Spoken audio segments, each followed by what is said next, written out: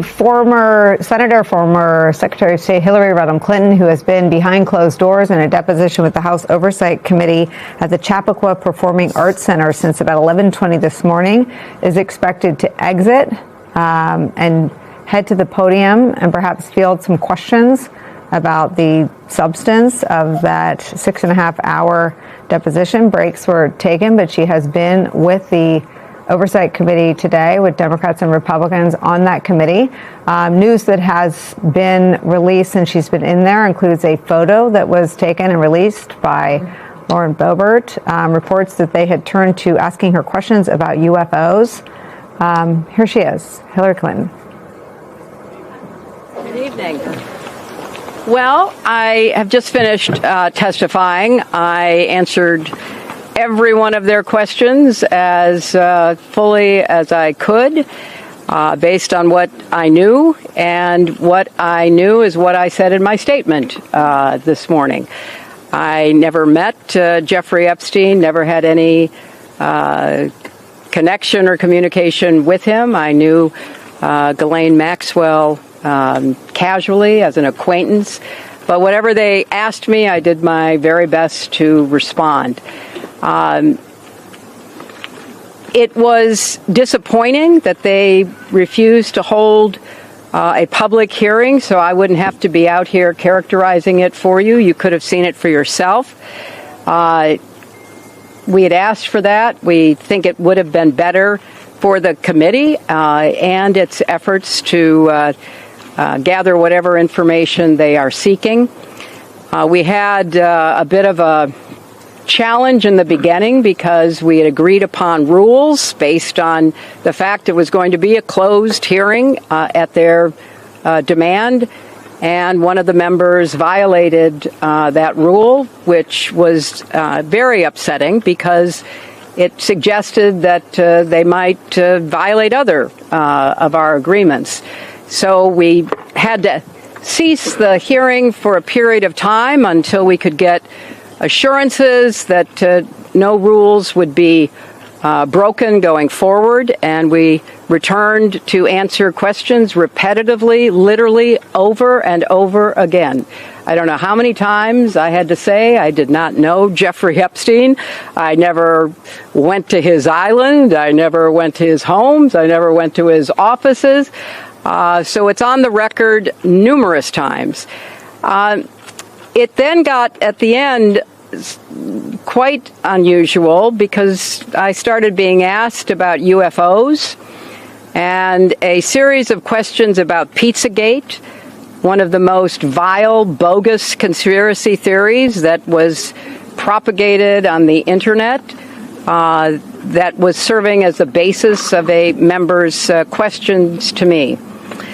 So I can only say that the best exchange that I had came at the very end, when, contrary to every other deposition they have taken, no Republican member asked any questions about Jeffrey Epstein or Ghislaine Maxwell to anyone else they have deposed. And in fact, the Republican members didn't even show up for the deposition of Les Wexner.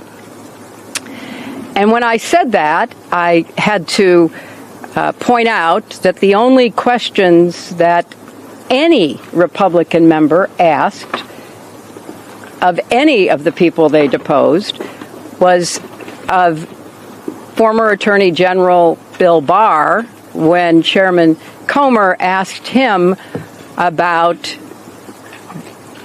the allegations, in his view, about Russia's involvement in my election in 2016.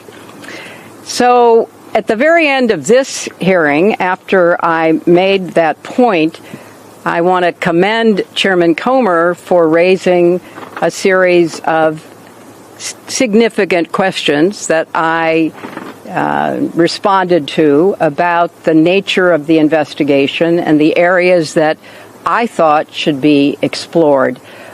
So I appreciated that. I want to see the truth come out. So that was a reassuring way to end a very long, repetitive deposition. Madam Secretary, you spoke in your opening remarks about how heartbroken you have been for the Epstein survivors as these files have come out. Can you talk to us a little bit about how you have processed and reacted to the fact that the former president, your husband, Bill Clinton, is referenced in the Epstein files numerous times, including in some photos featuring women, and how have you been personally preparing for the deposition that is coming tomorrow? Are you 100% confident that there isn't anything that the former president knows about Epstein's crimes? I am, and I think the chronology of the connection that he had with Epstein ended several years before anything about Epstein's criminal activities came to light, and that he was charged and sadly given a sweetheart deal, which, as I said in my statement, had that not happened, perhaps his predatory behavior could have been stopped earlier. But I think it is fair to say that the vast majority of people who had contact with him before his criminal pleas in 2008 were like most people. They did not know what he was doing. And I think that that is exactly what my husband will testify to tomorrow. Madam Secretary, can I ask? Why was Ghislaine Maxwell? Do you believe this was a fair hearing?